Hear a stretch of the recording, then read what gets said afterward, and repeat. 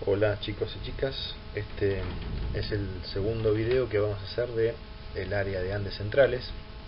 Corresponde al periodo clásico, nuevos desarrollos regionales y el periodo incaico, que sería el equivalente al posclásico, ¿sí? Es interesante porque retomo algunos conceptos importantes de Andes centrales. Tengan presente que la guerra está mucho más presente en Andes centrales comparado con el área mesoamericana. Tiene una variedad de ambientes muy diversos en cuanto a los elementos que pueden obtener de cada uno de estos ambientes, y lo que termina definiendo cada uno de estos ambientes o nichos ecológicos es la altura en la cual se encuentran, ¿sí? Una definición a partir de la altimetría de los distintos nichos o pisos ecológicos, ¿sí? Bien, para el periodo clásico, recuerden que inmediato anterior a esto habíamos estado hablando de la cultura de los desarrollos regionales de Mochicas y Nazca, que ocuparon grandes extensiones de tierra. Bueno,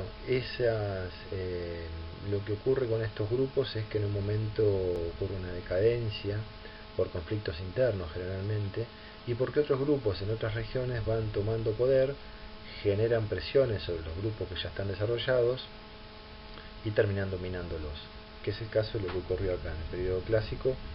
Vamos a ver que se van a desarrollar otras dos culturas muy importantes, con un desarrollo sobre todo de estrategias de guerra que permitieron dominar a los pueblos anteriores. El área de la cultura de Tiahuanaco, ¿sí? Que va a ser muy importante. Ténganlo presente, porque cuando veamos noroeste argentino vamos a encontrar vínculos entre Tiahuanaco con el área noroeste argentino, ¿sí? Tiahuanaco está ubicado a unos 20 kilómetros aproximadamente del lago Titicaca. El lago Titicaca lo pueden ver en el mapa ahí ustedes. Es un lago muy amplio, muy grande, que es un límite entre estos dos países, que es Perú y Bolivia, ¿sí?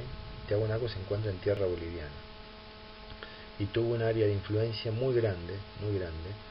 De hecho, lo que está marcado ahí en celeste, hay que considerar que quizás fue más amplia todavía hacia el sur, porque tiene contacto con el territorio del noroeste argentino. Y el otro desarrollo cultural del periodo clásico es Huari, ¿sí? Está ubicado en el centro norte. Ambos desarrollos culturales, fíjense que se ubican sobre la cordillera, no en la zona de costa, con lo que esto conlleva respecto a las construcciones. Ahora vamos a ver imágenes. Bien, esta es una foto aérea del sitio arqueológico que es el Calasasaya, que es sería como la capital, el centro cívico de Tiahuanaco. Es un sitio amplio y tiene entre zona de montaña, recuerden esto, se observa bastante aridez en la región, tienen cursos de agua cerca. Siempre este tipo de desarrollos de civilizaciones tienen un curso de agua permanente que abastece no solo para el cultivo, sino también para el consumo de toda la población. Se calcula que llegó a tener cerca de 50.000 individuos, ¿sí? A cargo Tiahuanaco,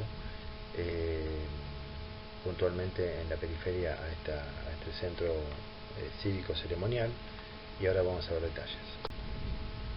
Este es un esquema que permite ubicar las construcciones principales. Vamos a ver el templo de Calasasaya, que es el más importante, donde se realizaban ciertos rituales, y también era la sede donde se impartía el gobierno, ¿sí?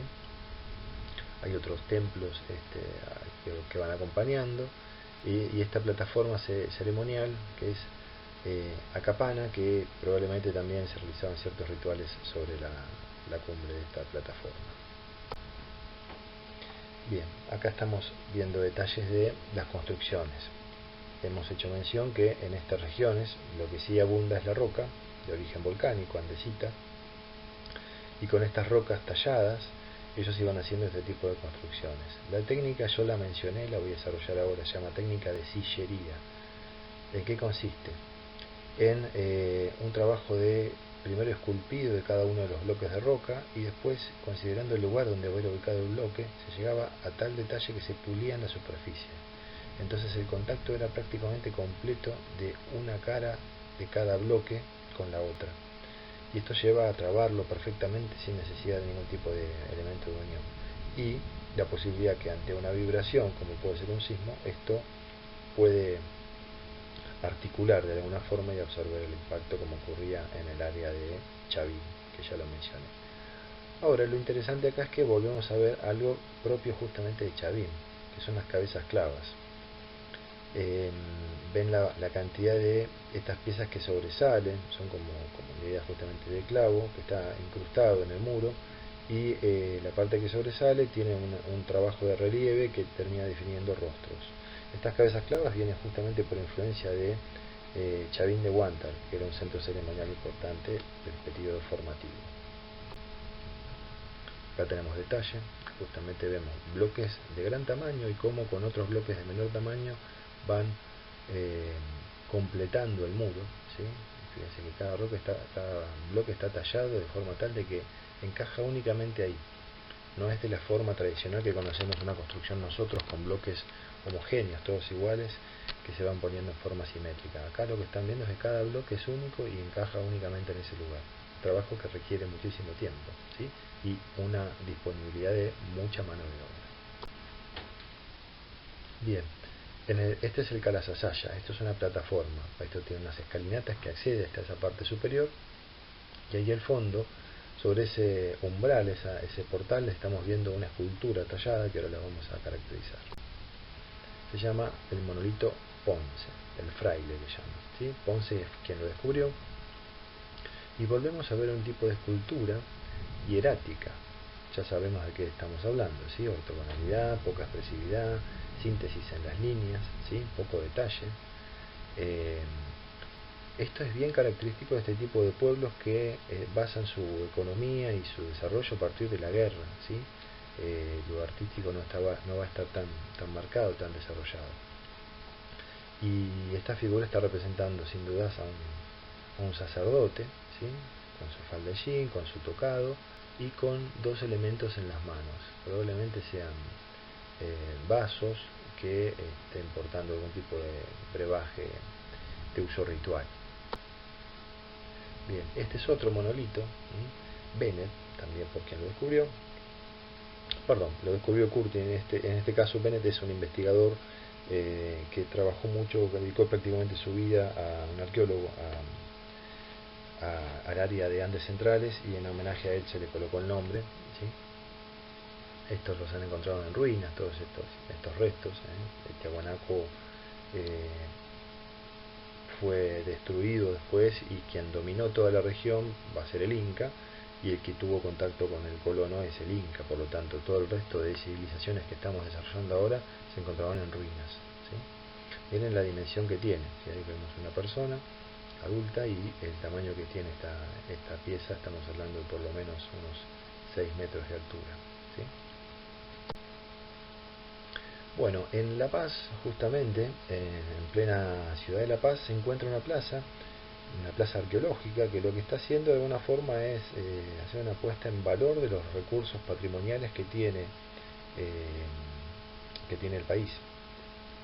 En esta plaza estamos viendo cómo han recreado, esto fue guiado por arqueólogos para que sea lo más representativo posible. No está copiando la disposición original, ni mucho menos, pero sí por lo menos los elementos emblemáticos. Son las esculturas que se han encontrado en el sitio arqueológico cercano a Tiahuanaco, el monolito Bennett, que también está replicado ahí. Estas no son piezas originales, esto no es un museo, simplemente son réplicas ubicadas en la plaza para que la gente tome conocimiento de lo que es la historia de los pueblos originarios de la región, ¿sí? Cabezas clavas sobre los muros de los costados, ¿sí? Es una interesante propuesta del Estado de poder difundir la historia del lugar. Bueno, acá es un esquema que permite hablar un poco de la cultura de Tiahuanaco, pero lo voy a desarrollar yo, así que esto después lo ven tranquilos ustedes con más tiempo. Estos son se llama la Puerta del Sol, eso está escrito ahí. Se lo encontró en ruinas, fíjense que estaba partido. Es una sola pieza, es una pieza monolítica, muy interesante por las figuras que están representadas en relieve sobre el dintel. Esta misma pieza en tamaño real, hay una réplica en el Museo de La Plata, y es muy interesante porque uno tiene la posibilidad, estando en Argentina, visitando ese museo, de tener contacto con no solo piezas originales de Tiahuanaco y de Andes centrales, sino también algunas réplicas, como es el caso de la Puerta del Sol en tamaño real. Es interesante poder conocerlo. Bien, ¿qué estamos viendo ahí? Una figura central que se llama Viracocha. Huiracocha se escribe con doble, ahora está escrito en la próxima imagen, que es una deidad, es el sol, representa el sol. Si bien es una figura antropomorfa, tiene tomando con sus manos dos cetros. Siempre esos elementos son elementos que están vinculados al poder, al gobierno. Pero fíjense que el tocado de esta figura tiene rayos, lo cual se lo asocia a la deidad solar. Y un conjunto de figuras trabajadas en relieve, que ahora lo vamos a ver con más detalle. En total son 21 figuras, creo, replicadas en forma simétrica, ¿sí? Acá vemos el detalle de Viracocha, de esta deidad solar. Se dice que, según el mito de origen, Viracocha es una deidad que nace en el lago Titicaca en llamas, ¿sí? Con forma humana, pero es una deidad solar. Es el mismo sol que nace en el lago Titicaca. Por eso el lago Titicaca es un lago que tiene una connotación simbólica y espiritual para los pueblos originarios muy importante, ¿sí? Porque piensen que Tiahuanaco fue una cultura que se expande en toda la región y que va a ser referencia inclusive para el Inca también, ¿sí?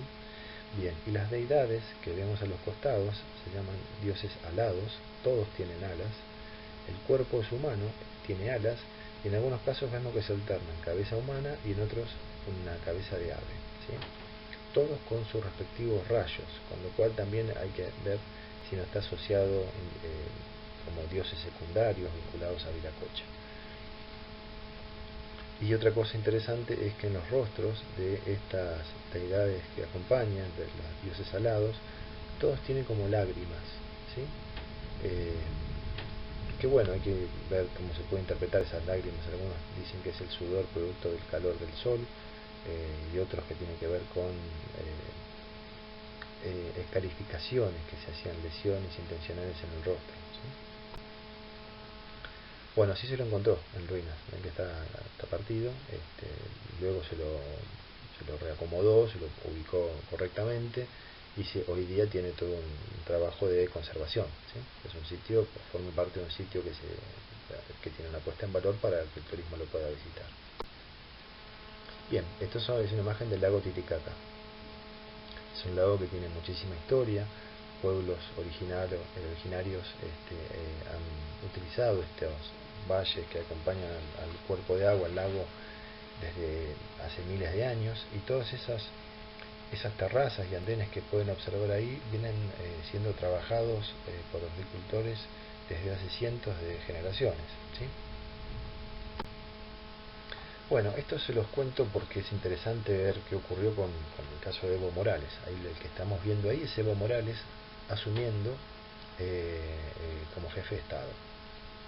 Cuando asume, ustedes saben que Evo Morales pertenece a los pueblos originarios, el pueblo Aymara, ¿sí? Es una de las tantas parcialidades de pueblos que tiene el territorio boliviano. Y cuando él asume, él hace una doble asunción. Él entiende de que tiene que asumir para su pueblo, para los pueblos originarios, en un lugar importante que sea destacado dentro de la cosmovisión de los pueblos originarios. Por eso asume en el Calasasaya, justamente, en este sitio emblemático que es Tiahuanaco, de la cultura de Tiahuanaco. Él asume su rol como gobierno para su pueblo. Lo que están viendo ahí es el pueblo Coya, ¿sí?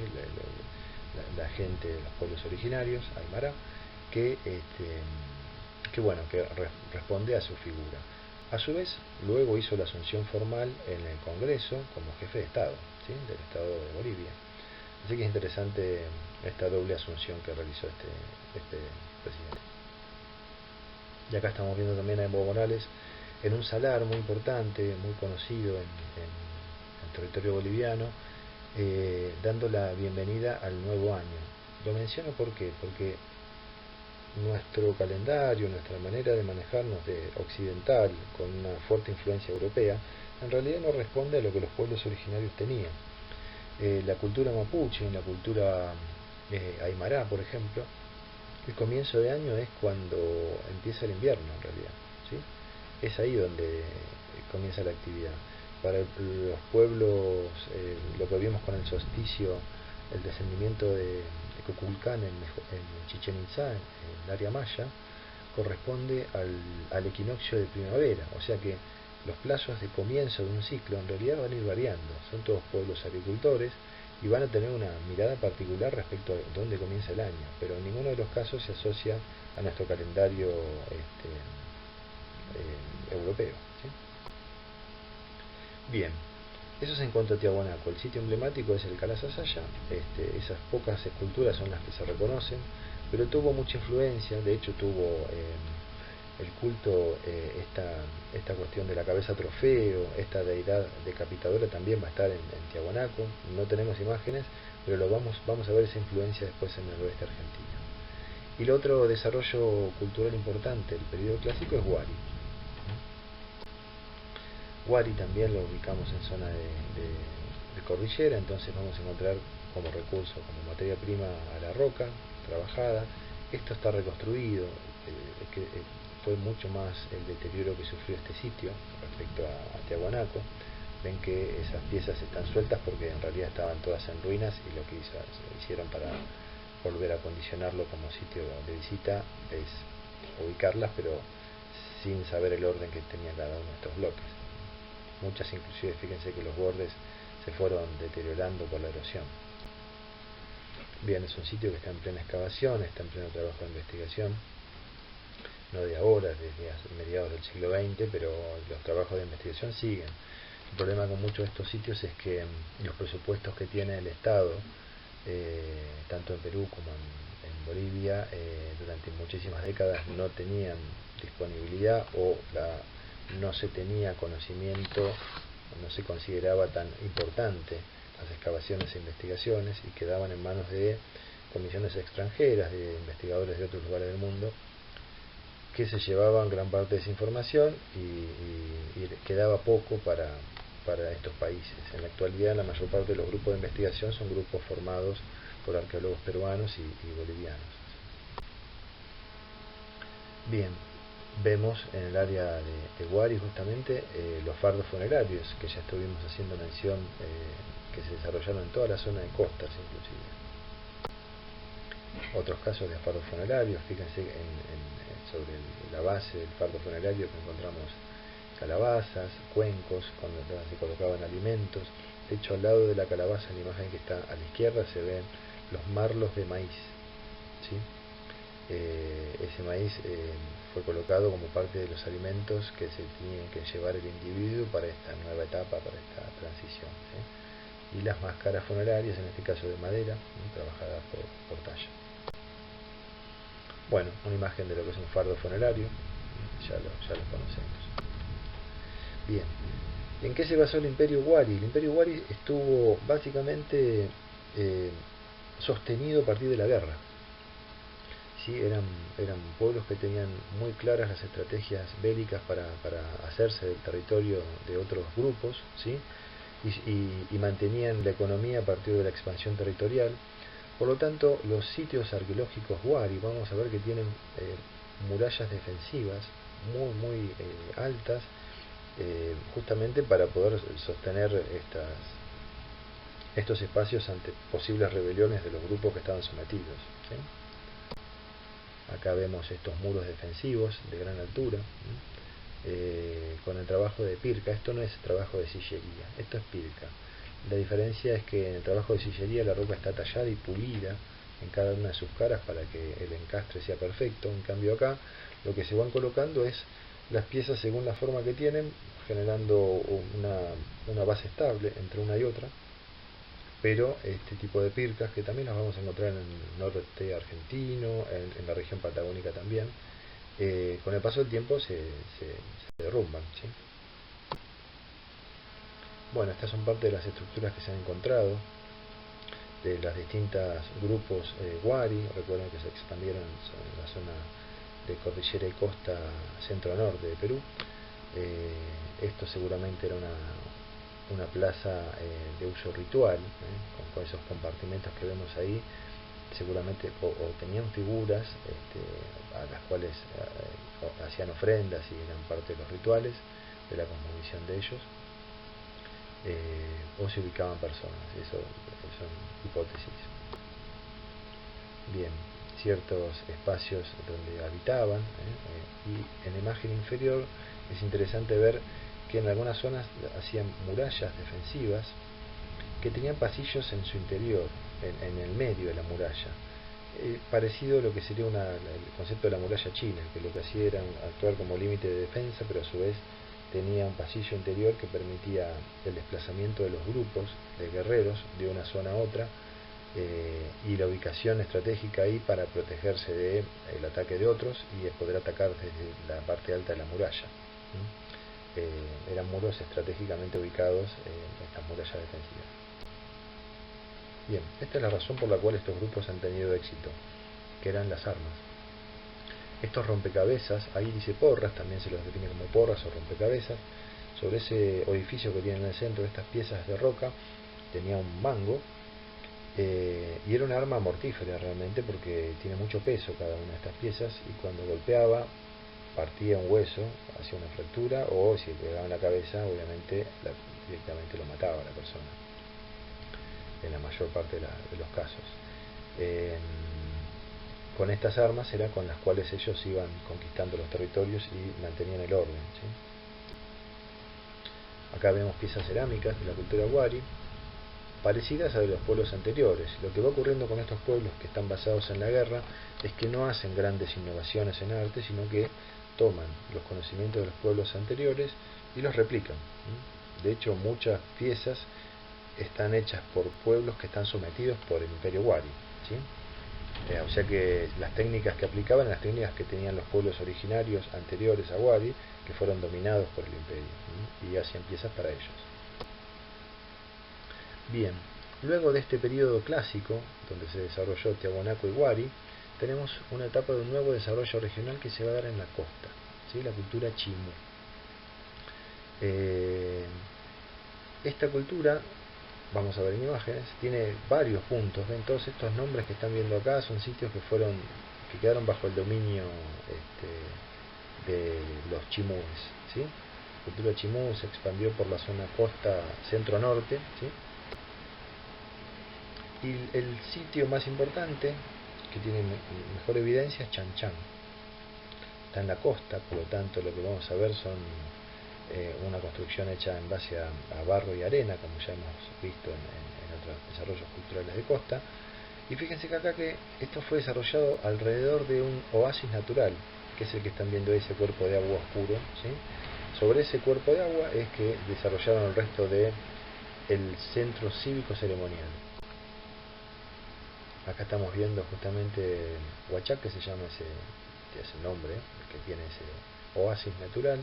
No era para el consumo de agua ni para riego, era un lugar sagrado del cual ellos realizaban ciertos rituales, y el agua lo obtenían por agua de deshielo, por los cursos fluviales cercanos. Y el sitio, fíjense que tiene una plaza ceremonial, ¿sí? Donde se realizaban rituales, áreas de depósito, altares, es decir, toda una disposición que tiene que ver con el gobierno y con los rituales. Acá vemos los muros. Cuando utilizamos este tipo de material de arenas y barro para la construcción, los muros tienen que ser gruesos para que puedan ser firmes y no se caigan, tienen que ser gruesos. Es lo que estamos observando acá. Esos muros, miren el espesor que tenía, estamos hablando ahí de más de 1 metro, 1,50 m de ancho. Y como es una superficie blanda, la parte externa, la última superficie que tiene el muro, se lo modelaba. Y este modelado, recuerden que es un relieve por modelado, no por esculpido, les permitía a ellos dar estas formas. Ya lo hemos visto en el desarrollo de Nazca y también de Mochicas, ¿sí? Y la escultura que estamos viendo ahí es una escultura también bastante hierática. Fíjense que está muy esquematizada. Es un sacerdote, su faldellín, un tocado, algún tipo de elemento que cuelga de su cuello, y una mano está baja y la otra está flexionada teniendo algo, eso se ha perdido lo que estaba ahí, pero probablemente sea algún elemento vinculado a un cetro o algo vinculado al poder. Acá vemos estos muros, como muchos de estos tienen una parte reconstruida y una parte original, ¿sí? Sobre alguna parte original que quedó, terminaron armando la reconstrucción. Pero tienen diseños donde hay representaciones de distintos animales, ahora los vamos a ver con detalle. Pero lo que vemos es básicamente un centro que no tiene mucha decoración, que tiene más que ver con lo funcional. Estos desarrollos regionales también estaban basados en la guerra, digamos que lo vinculado a la guerra es lo que predomina, entonces la estética de los sitios pasa a un segundo plano y tiene más que ver con muros defensivos. Acá vemos estos trabajos en el modelado que hacían sobre las paredes, sobre el acabado final, y ven que aparecen representaciones de monos, de aves, de peces, ¿sí?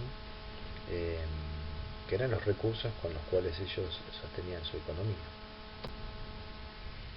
Bien, este tipo de disposición de los muros también es interesante, son muros que tienen como huecos. Seguramente esto está vinculado a un tipo de estructura que permitía una mejor aislación del interior de las habitaciones. Son zonas costeras, por lo tanto les mencionábamos que las fluctuaciones térmicas son importantes y durante el día la temperatura es muy alta, entonces con este tipo de muros quizás alguno de esos orificios tenía perforaciones, permitía que circule el aire. Estos obviamente son muros más altos que tenían un tinglado, un techo, y esos techos se han perdido, eran de material perecedero.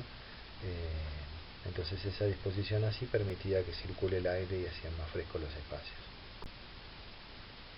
Bueno, estos son los restos. Como yo les mencionaba, los cambios climáticos recientes llevan a un deterioro importante y una erosión, que lo podemos ver inclusive cómo se fueron redondeando la parte superior de cada uno de estos muros.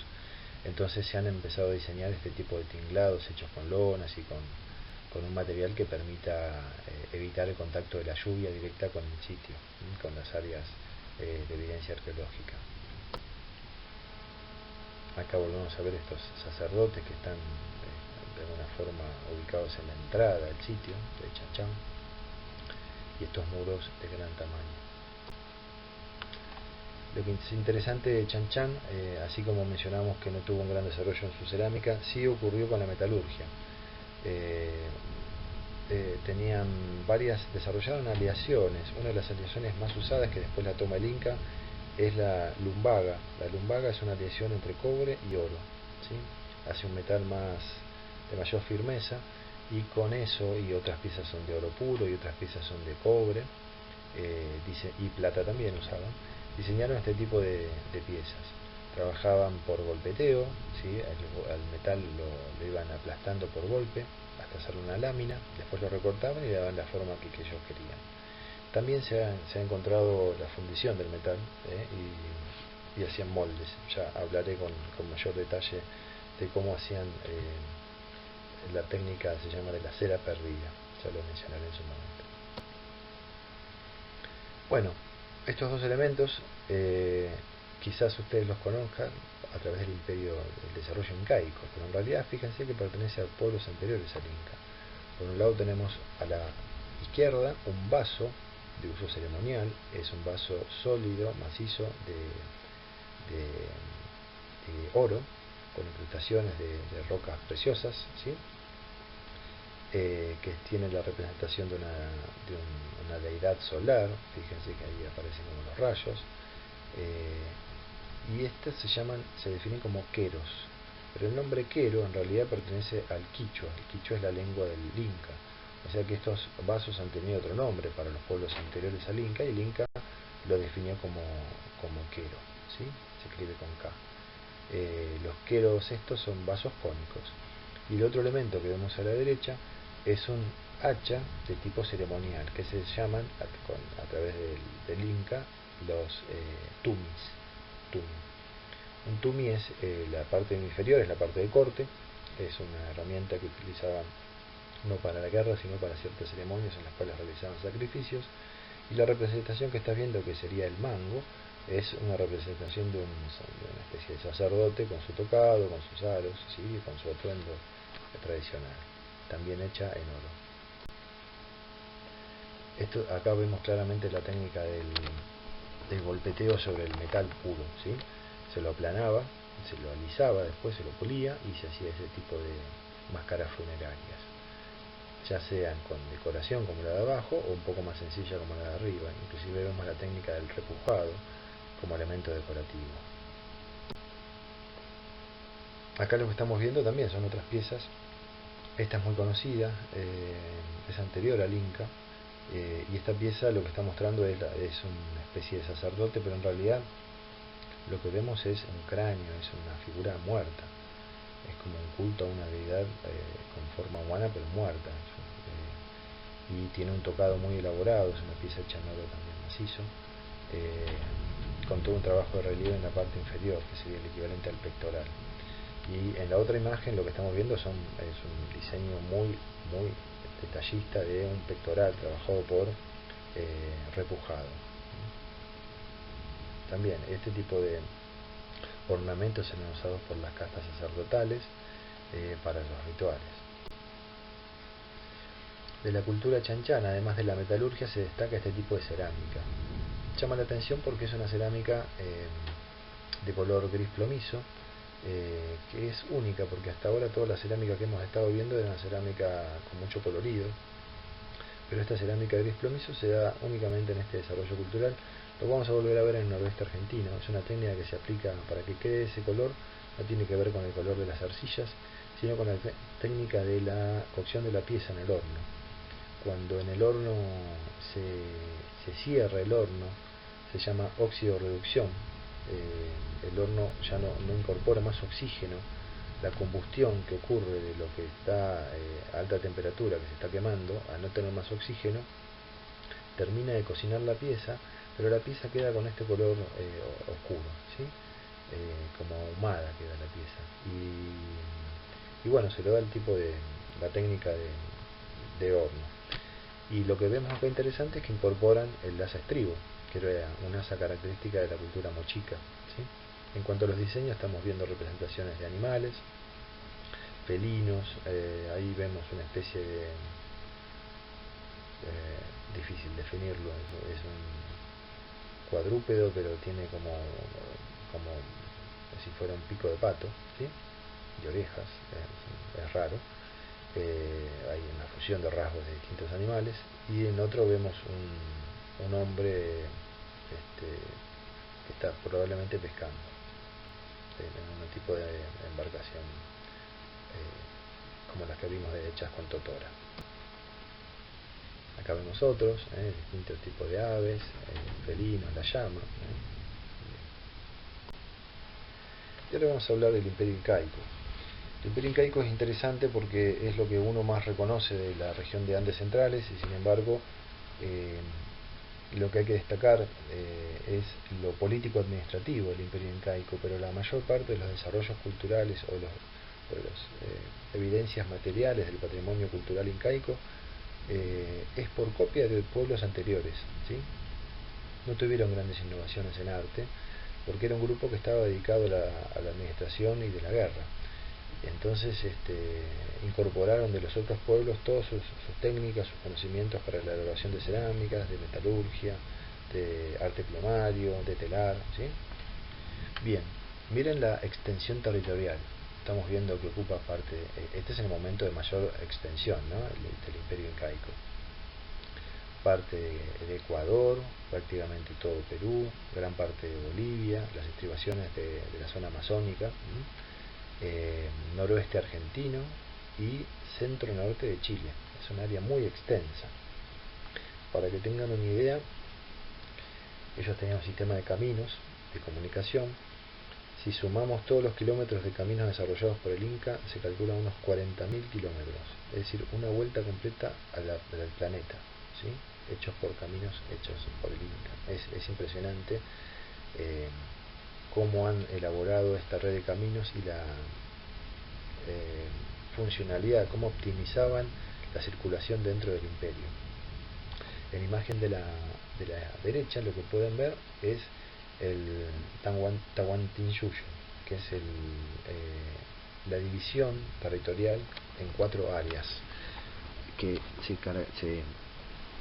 lo podemos basar a partir de los puntos cardinales: la región del norte, la región del este, la región del oeste y la región del sur, ¿sí? El Tahuantinsuyo es interesante porque esta división cuatripartita en 4 lugares, considerando los puntos cardinales, la vamos a ver en otros grupos civilizatorios también. Lo vamos a ver, por ejemplo, el mapuche tenía esta división cuatripartita del espacio, ¿sí? ¿Se acuerdan cuando vimos en el Kultrum esos 2 ejes transversales que dividían norte, sur, este y oeste? Lo vamos a ver en el desarrollo mesoamericano de Tiahuanaco, cuando la avenida este-oeste que acompañaba al río San Juan era transversal a la calzada de los Muertos y dividía el espacio en 4 cuadrantes. Bueno, esta disposición es interesante porque se repite en forma independiente, no por contacto, en distintos pueblos de todo el territorio americano. Bueno, y acá lo que estamos viendo es justamente la expansión. Fíjense que comienza en las cercanías del lago Titicaca. Se van a centrar en Cusco. Cusco va a ser la capital incaica, y a partir de ahí es el, digamos, centro de administración y el lugar donde se ubicaba la figura principal del sumo sacerdote, ¿sí? El Inca, definido como el Inca. La primera expansión es hacia el norte, desde la costa hacia la región del norte, llegando al área inclusive de Ecuador. Luego del norte empieza la expansión hacia el sur, ¿sí? Llegando en un lapso de tiempo relativamente corto. Fíjense, en 1438, y el momento de mayor expansión territorial es 1527, ya cuando empieza el contacto prácticamente con la colonia. El colonizador de esta región es Pizarro. Hernán Cortés lo fue en el área mesoamericana, y Pizarro es el que entra en contacto con el Inca en el territorio de Andes centrales. Bueno, ¿en qué se basó el éxito de la dominación territorial? En esto. Yo tuve la posibilidad de hablar, de tener a un docente en arqueología americana en la facultad, que nos contaba que el gran secreto del Inca para el dominio territorial tenía que ver con el haber usado el metal para las armas. Es la primera vez que lo vemos. Hasta acá, todos los pueblos americanos usaron para sus armas puntas líticas. Lo vimos con los pueblos anteriores al Inca, que usaban las porras y los rompecabezas hechos con piezas de piedra. El Inca empieza a usar el metal para desarrollar todos estos rompecabezas y porras, igual que las anteriores, pero hechas en metal. ¿Qué ventaja tiene esto? Que no se parten. Entonces duran mucho más y son mucho más, se pueden afilar inclusive mucho más, y es un arma mucho más mortífera, mucho más efectiva. Interesante este nuevo cambio que hizo el Inca. No fue la única razón del éxito, esto es la sumatoria. Este elemento más una gran estrategia militar fue lo que permitió el dominio, ¿sí? Bueno, ahí tenemos un rompecabezas y cómo quedaba el cráneo. Y lo que vemos de vuelta en el Inca es el hecho de las intervenciones quirúrgicas. Realizaban cirugías en el cráneo. Ahí estamos viendo esos bordes cortados, que ellos cortaban parte del cráneo de la lesión probablemente para liberar presión en el cerebro. Y lo que llama la atención en esos bordes que ven ahí, sobre todo los bordes laterales, es que empieza a haber un proceso de cicatrización ósea. El hueso empieza a cerrar la parte rota, lo cual nos está indicando una sobrevida. La persona sobrevivió un tiempo, probablemente no mucho, pero un tiempo a esa herida. Volvemos a hablar del conocimiento de hierbas medicinales para evitar las infecciones, para generar una anestesia local, porque si no esta persona se hubiera muerto de dolor, ¿sí? Y realizar estas intervenciones quirúrgicas. Bueno, en las cercanías de Cusco nos vamos a encontrar con la fortaleza de Sacsayhuamán.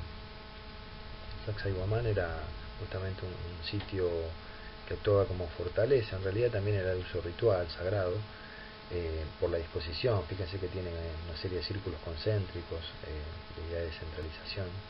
Está ubicada en esa plaza en el centro, pero lo que vemos en las afueras, por eso el nombre de fortaleza, es esos grandes muros con la técnica de sillería. ¿Qué quiero mostrarles con esto? cómo dominaban la técnica de sillería. Recuerden esto, de cada bloque es único y tiene una única posición en la pared. Pero estos bloques, ahí tienen una escala de una persona caminando, miren la dimensión que tenía. Entonces está hablando de mucha mano de obra, ¿sí?, disponible. Lo que se hacía era trasladar los bloques del lugar de la cantera de donde se obtenía hasta el sitio con una preforma, aproximadamente con una forma que ya se pensaba que iba a tener definitiva, y el trabajo final se hacía in situ, en el lugar donde iba a ser colocada, el esculpido final y el pulido de las superficies, ¿sí? Entonces lograban realmente una estructura trabada que era, por eso se mantiene hasta el día de hoy, realmente antisísmica. Otra cosa interesante del desarrollo incaico es que, en cuanto a las estrategias para sostener el imperio, ellos, una vez que dominaban un territorio, no lo sometían a través del tributo, como si ocurría en el área mesoamericana, que tenían que tributar al azteca, por ejemplo, ¿sí? Sino lo que ellos tenían, los pueblos sometidos tenían la obligación de brindar disponibilidad de mano de obra, ¿sí? Ellos al año, más o menos, cada un lapso determinado de tiempo, tenían que disponer de su propia mano de obra para obras del Estado, para el Inca. De esta forma, cada pueblo seguía sosteniendo su economía, ¿sí?, sin tanta coerción, sin tanta presión del Inca, y en cierto momento del año ellos tenían que resolver, por ejemplo, construcciones que eran del Estado incaico, cultivos que eran para el Inca, trabajar la tierra, realizar puentes, caminos, obras de infraestructura que necesitara el Inca, ¿sí? Y eso terminaba siendo en beneficio de ellos mismos, porque muchas veces lo que hacían era construir depósitos, ¿sí?, en las cercanías de ese pueblo sometido, y esos depósitos, una vez construidos por estos mismos pobladores que estaban obligados a construirlo, ¿sí?, tenían que cultivar la tierra, tierras del Estado, no las tierras propias, tierras incaicas, y esa producción se almacenaba en ese sitio. Y ese almacenamiento podría llegar a ser útil en caso de tener malas cosechas durante un periodo de tiempo. Ese mismo pueblo tenía su propio abastecimiento, ¿sí? Entonces, de alguna forma, los que estaban sometidos al Inca recibían ciertos beneficios también de la administración incaica. Cuando era necesario defender el territorio, obviamente tenían que transformarse esos mismos campesinos en guerreros y defender el Inca. Es decir, que había un sometimiento, claramente, no tenían libertad absoluta, pero este sistema de tener que disponer de la mano de obra, de ofrecer la mano de obra para el Inca, se llama sistema de mita, ¿sí? Y quienes estaban ejerciendo el trabajo para el Inca eran los mitayos. O sea que todos los campesinos sometidos en algún momento de sus ciclos tenían que trabajar como mitayos. Otra cosa interesante como estrategia de guerra que implementaba el Inca es que una vez que dominaba un territorio, si ese pueblo era un pueblo rebelde que permanentemente cuestionaba el gobierno, lo que hacían era trasladaban a todo ese pueblo completo, lo hacían migrar hacia otra región más con otros pueblos, digamos, más digamos que no eran tan hostiles, ¿sí? Y de esa forma los sacaban de su lugar natural y los hacían convivir con pueblos que eran más dóciles de alguna forma, ¿sí? Otra cuestión interesante que hacían ellos en cuanto a las estrategias era que digamos al gobierno local de cada uno de estos pueblos, que tenían su referente, ¿sí?, si eran jefaturas, un cacique y demás, no es que lo sacaban, lo que hacían era colocarle un curaca, que era un gobierno incaico. Entonces era un co-gobierno, gobernaban los dos, bajo el imperio incaico, pero la figura de su referente local no lo perdían, seguía estando ahí.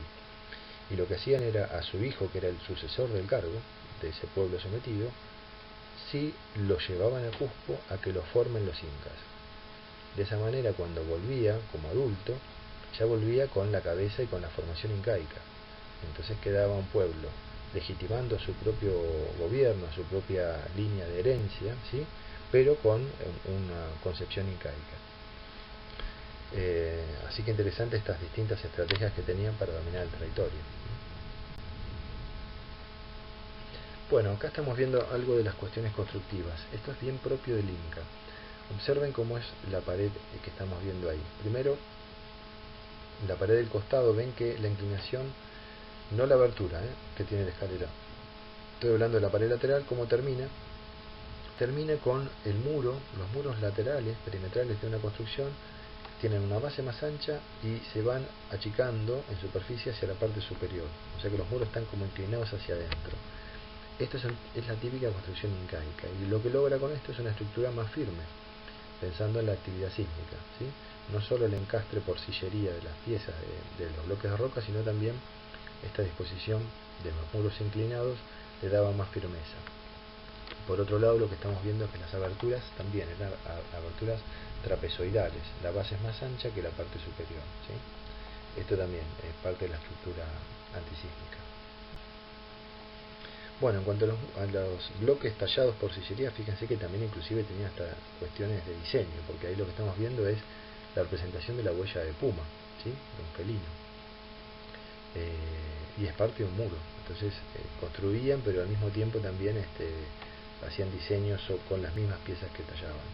Y en la pieza de gran tamaño que está a la derecha, inferior a la huella, van a ver como unas muecas en la parte baja. Esas muecas son los restos de los lugares en donde trababan las maderas con las cuales trasladaban la roca, ¿sí? La roca esta era sujetada y trasladada, las de gran tamaño, algunos bloques tenían 500 kilos, podían pesar 1 tonelada y más también, eran trasladados con rodillos, un sistema de rodillos, ¿sí? Y lo iban desplazando. Con mucha mano de obra, obviamente esto requiere mucha fuerza. Bien. Estos dos bloques es interesante. La de arriba también responde a esta idea de un elemento combinado como si fueran huellas, pero el bloque que está a la derecha es un bloque muy conocido, se llama el bloque de las 12 caras. Tiene 12 caras. O sea que esta pieza tiene una complejidad para poder elaborarla. Fíjense, piensen ustedes el tiempo que lleva a poder calcular cada uno de los distintos ángulos que tiene que tener para el encastre con las otras piezas que están en los costados, ¿sí? Esto lleva muchísimo más tiempo que hacer piezas estandarizadas, cuadradas del mismo tamaño, y esto intencionalmente lo hacían así. Bueno, miren a qué punto llegó que cuando el territorio este quedó conquistado por el español, lo primero que hicieron los españoles es destruir todas las construcciones incaicas, claramente, pero cuando empiezan a tratar de desarmar estos muros incaicos con la técnica de sillería, era más lo que les costaba desarmarlo que mantenerlo, y ellos necesitaban cimientos firmes para las construcciones coloniales. Entonces, en muchos casos en Cusco, por eso se habla de una ciudad dual, vamos a ver toda la base incaica de la mayor parte de las construcciones, estos muros incaicos, y encima de estos muros están las construcciones coloniales, como lo que estamos viendo acá. Bueno, acá seguimos viendo estos muros incaicos, ¿sí? Y bueno, aquí está la vestimenta típica de la colla, de las personas que hay que entender de que no son descendientes incaicos, sino que hay una enorme variedad de pueblos originarios, ¿sí? Quichua, Aymara, collas, bueno, y hay muchísimos otros pueblos más que fueron originarios de estas regiones, y cada uno de ellos es fiel a su pueblo, digamos. Nosotros interpretamos son todos iguales, pero cada uno responde a su propio grupo étnico, y en muchos casos lo que termina definiendo a qué grupo étnico pertenece está definido a partir de el tipo de sombrero que usan, o el tipo de diseño en los colores y las combinaciones de ropa que usan, como las polleras, por ejemplo. Esto también lo hemos visto en México. Lo que estamos viendo acá es una iglesia, que es la iglesia de Santo Domingo, ya la vamos a ver cuando veamos el periodo colonial, pero intencionalmente fue construida sobre el Coricancha. ¿Qué era el Coricancha? Era un templo, un lugar sagrado para el Inca. Los muros que estamos viendo abajo grises es parte del Coricancha, y sobre este Coricancha está la iglesia de Santo Domingo. Ese Coricancha, esto es el interior de la iglesia de Santo Domingo. En tiempos más recientes lo que se hizo fue una reivindicación de los pueblos originarios, entonces se reconstruyeron en el interior algunos de los espacios del Coricancha original, ¿sí? Donde estaban ubicados. Esto es una reconstrucción, pero bueno, permite ver cómo conviven en este caso elementos de los pueblos originarios con la religión cristiana. Acá vemos parte de los templos interiores, y lo que llamó la atención es que, esto ya por las crónicas, así como Bernal Díaz de Castillo acompañó a Hernán Cortés en Mesoamérica, otros cronistas acompañaron a Pizarro, y en las descripciones contaban que el Coricancha tenía en su interior también placas de oro macizo que revestían las paredes, y los animales característicos de la región en tamaño real de oro macizo. Nunca nos vamos a enterar si eso existió o no, porque han arrasado, la colonia arrasó con todos los metales que encontraron, por lo tanto no han quedado restos. Esto es una de las pocas placas originales de oro macizo, ¿sí? Que se han encontrado, pero no sabemos si estaba todo revestido, si era parte de un tipo de altar, ¿sí? Bien, es parte de las leyendas del lugar. Bien, y esto es Machu Picchu, es uno de los sitios más conocidos desde el punto de vista turístico. Está en zonas de la cordillera muy altas, ¿sí? Era un sitio donde la gente habitaba, era un centro administrativo, también tenía un sector para las vírgenes, que son mujeres que estaban dedicadas al culto solar, ¿sí? En algún momento algunas de ellas podían ser sacrificadas y entregadas a las deidades, pero personas que no tenían vínculo con el resto de la sociedad. Y también hay parte de los aposentos para el Inca. El Inca, si se desplazaba dentro del territorio, también podía acceder a Machu Picchu como un lugar donde podía habitar, ¿sí? Lo que también vemos son los andenes en los costados, que ya hemos visto otras imágenes. Acá vemos la mayor parte de los sitios que forman parte de Machu Picchu. Es un sitio que se pudo conservar y no fue afectado en el periodo colonial, porque en realidad no lo encontraron. Se encontró en tiempos posteriores, debido a que en todas las incursiones que hacían los españoles, este sitio, como estaba en la altura, no lo pudieron detectar, y pasaron muchísimos años antes de que lo puedan encontrar. Esta imagen ya la mostré, y ahí estamos viendo los andenes. Estos andenes lo que nos está indicando es que había una población permanente en Machu Picchu, ¿sí? Que se abastecía gracias a estos cultivos. Tienen que tener presente una cosa también: el Inca era una persona que era extremadamente, el desarrollo incaico como civilización, muy pragmática. Entonces ellos, cuando se desplazan e invaden territorios porque tenían una razón de ser, no por el solo hecho de invadir. Entonces las áreas en donde se fueron desplazando tenían que ver con cierta materia prima que ellos buscaban. El primer recurso que estaba en la lista de los sitios a buscar eran los metales preciosos, ¿sí? Luego, como segundo objetivo, tenía que ver con áreas productivas, áreas de cultivo, ¿sí? O áreas de pasturas. Entonces ellos lo que hacían era aprovechar los pueblos que ya estaban. No fundaban nuevas ciudades si no era necesario, sino que aprovechaban los asentamientos que ya estaban, porque por alguna razón ya estaban ubicados ahí, porque ya tenían recursos de agua disponibles, tierras fértiles, caminos desarrollados que comunicaban con otras zonas. Entonces aprovechaban lo que ya estaba, y en los lugares que estratégicamente fuera necesario sí fundaban nuevas ciudades solamente incaicas. Pero la mayor parte de los pueblos que vamos a ver van a estar incaizados, es decir, afectados por el desarrollo cultural incaico. Por ejemplo, el Pucará de Tilcara, ¿sí? Es un sitio de un pueblo originario. Pucará de Tilcara se encuentra en el noroeste argentino. Es un sitio de pueblos originarios anteriores al Inca, que fueron dominados por el Inca, y que a partir de ahí construyeron una fortaleza que se llama Pucará, justamente. En realidad no es una fortaleza, es un sitio incaico. Ya hablaremos sobre lo que es un Pucará. Todos los sitios, esto es interesante también, todos los sitios incaicos, los que fueron dominados por el Inca, o las nuevas fundaciones de territorio incaico, tienen un Intihuatana. Básicamente lo que significa en quichua es el lugar donde se ata el sol, donde el sol está atado. El Intihuatana es esta estructura, que es un reloj solar, ¿sí? Esa disposición que tiene con esos escalones y esos desniveles, lo que permite es, durante todo el ciclo anual, poder, a partir de la proyección de la sombra que va a ir generando el sol, permite hacer una ubicación correcta del tiempo y del año, del momento del año. Así que como son pueblos agricultores, Intihuatana facilitaba el seguimiento de la altura del año que estaban, y era fundamental esto para el cultivo y la cosecha. Bueno, de las pocas cosas que son bien características incaicas son los queros. Ya mencioné que los queros, los más desarrollados fueron de pueblos anteriores, pero los característicos incaicos no son hechos en metal. No quiere decir que no haya, los había en metal, pero son los queros hechos en madera. Los que estamos viendo a la derecha son los queros tradicionales, que es la forma cónica de los vasos, hechos en madera, algunos trabajados con algo de relieve, pero lo más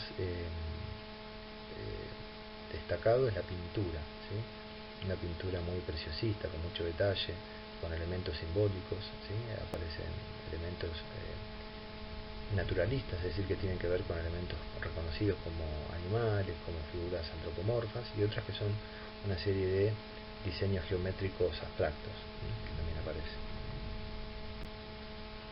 Bien, las hachas, estas son hachas en algunos casos de uso ceremonial y otros casos son hachas para la guerra, ¿sí? Y vemos que en estas piezas sí se ve que se usó un molde, ¿sí? Es decir, para hacer esta pieza se usaba un molde, el metal se fundía y se metía en el molde. Ya haré desarrollo sobre estas técnicas. Y esto es un tumi, esto sí es un cuchillo en bronce. Recuerden que en bronce es otro tipo de aleación con cobre y arsenio, ¿sí? Y estos tumis también fueron de uso ceremonial. Vemos queros, estos son hechos en metal. Estos son los aríbalos, son cerámicas que permitían el almacenamiento de agua. No tienen una base, la base es cónica y eso se apoyaba sobre arena, sobre una tierra floja como para que se pueda mantener en pie, y de esas asas laterales se ataba un cordel que se colocaba en la cabeza y esto se colocaba sobre la espalda y de esa forma podían trasladarlo. Estas son las callancas que yo les mencionaba, esos grandes depósitos construidos por el Inca a través de la mita, ¿sí? Permitían hacer estos depósitos en los cuales ocurrían gran parte de las actividades. Cuando el tiempo no era bueno, ellos en estos depósitos de gran tamaño podían continuar sus actividades de cocina, de cerámica, de molienda, de tejido, y hacían al mismo tiempo de depósito de recursos alimenticios. Entonces, en caso de que tuvieran, como les comentaba, malas cosechas, el mismo pueblo que estaba cerca de la callanca, el Estado redistribuía los recursos que estaban ahí almacenados para ese pueblo. Pero también otra opción era que, en caso de ser necesario trasladar guerreros porque había nuevos territorios para conquistar o porque había grupos que se rebelaban, el desplazamiento de los guerreros, que por ahí eran miles de guerreros, necesitaban también alimento y no le iban a quitar alimento a los pueblos que ya estaban asentados bajo el dominio incaico. Entonces estos depósitos servían para alimentar a los guerreros en tiempos de guerra, ¿sí? Y los campesinos continuaban con su actividad normal sin ser afectados. Estas son colcas, son construcciones, son como depósitos subterráneos familiares. Son pequeños, están cercanos a cada una de las viviendas y permitían, como estaban bajo tierra, permitía un almacenamiento fresco de granos y ni se fermentaban ni se echaban a perder, ¿sí? Y estos son los pucará. Un pucará es una estructura, es una construcción defensiva. Las pucará están asociados a zonas o límites, ¿sí?, del territorio incaico, o áreas donde podría haber enfrentamiento con otros grupos rebeldes que no estaban sometidos por el Inca. Y estos pucará eran áreas como si fueran fortines amurallados, y generalmente buscaban lugares estratégicamente de difícil acceso. Entonces, entre las murallas que construían y la dificultad para poder acceder hasta el sitio, hacía que los grupos que estaban dentro del pucará fácilmente pudieran atacar o defender el territorio, porque el otro quedaba muy expuesto. El atacante quedaba en lugares de difícil acceso y expuesto a a las flechas y lanzas que pudieran lanzar desde el Pucará. Acá vemos un Pucará, por ejemplo, que está en una zona alta. El acceso es por una pendiente con mucha vegetación y digamos, el Inca se encontraba del otro lado del muro, bien preparado, ¿sí? En algunos casos aparecen inclusive parapetos, que son esos elementos que se levantan sobre el muro, que permiten colocarse detrás y defenderse de lo que lance el enemigo, digamos. Entonces estos elementos, estas estructuras eran muy exitosas para defender el territorio. Y el camino incaico, ¿sí? Que lo que tiene interesante es que, como les comentaba, en total es una red de 40.000 kilómetros, permitía el desplazamiento de los grupos, sobre todo de guerreros cuando fuera necesario, en poco tiempo. Piensen que la extensión del territorio, llegaron a estar bajo el dominio incaico 12 millones de personas. 12 millones de personas en el momento de mayor extensión territorial. Dominar estas regiones requería una administración muy eficiente, muy eficaz, con un dominio en cada uno de los territorios, respetando el culto local. Lo que hacía el Inca básicamente para dominar los territorios era la imposición de la lengua y del culto al sol, ¿sí? La lengua, que es el quichua, que también la tomaron del grupo étnico quichua, ¿sí? Lo tomó el Inca, la incorpora como propia y la desarrolla, y con estos dos elementos más el curaca, que era este cogobierno, ellos podían mantener el gobierno y la administración en cada uno de los distintos sectores del territorio. Y cuando era necesario el traslado de los grupos de guerreros para continuar la expansión o para defender el territorio, era eficaz por este tipo de caminos. Los caminos eran construcciones que hacían a través de la mita, como les comenté yo. Piensen que tenía un sistema de comunicación también a través de los chasqui. El chasqui es un mensajero.